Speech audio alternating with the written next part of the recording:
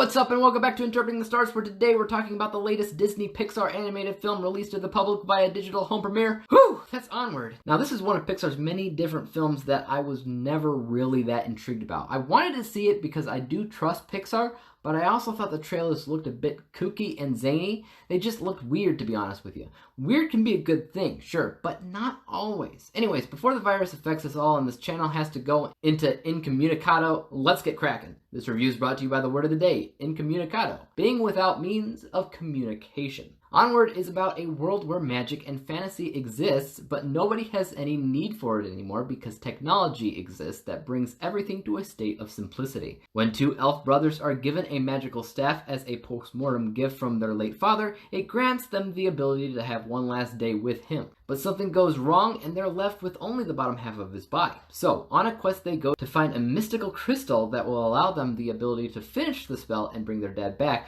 but they only have 24 hours to do it. In general, this film ended up being more or less what I expected it to be, which was weird, but at the same time, it's kind of endearing. I wouldn't say it's necessarily on par with some of Pixar's latest films in terms of how good it is, but it's not bad. I watched this with my kids, and they were definitely enthralled with it. There were moments where they laughed out loud. There were moments where my son looked at me, he said, "Oh no, what are they gonna do?"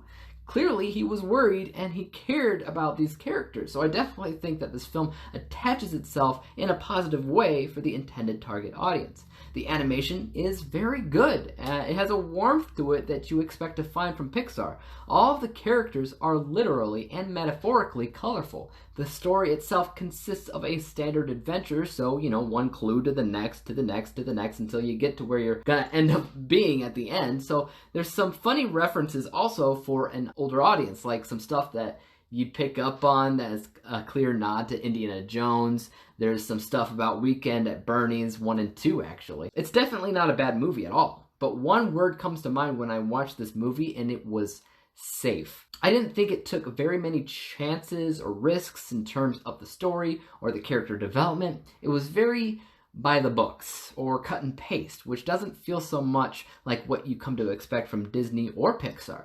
In fact, it's like a kid's version of Bright, which you can find on Netflix, that's with Will Smith, where there's magical creatures that exist in the real world and they act like normal people.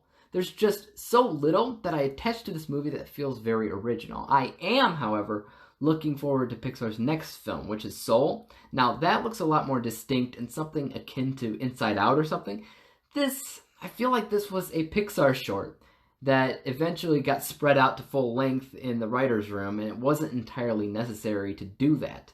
Let's take a look at that end score. With my unbiased vantage point, I could tell that this film was made well. It's not really a big surprise, it's Pixar. Good animation, solid story structure, some feel-good moments, so my unbiased score was 84%, but I was a bit let down with this Pixar film and found it to be mostly average. My bias score is 72%, so that averages out everything to an overall score of 78%, landing it with a letter grade of C+.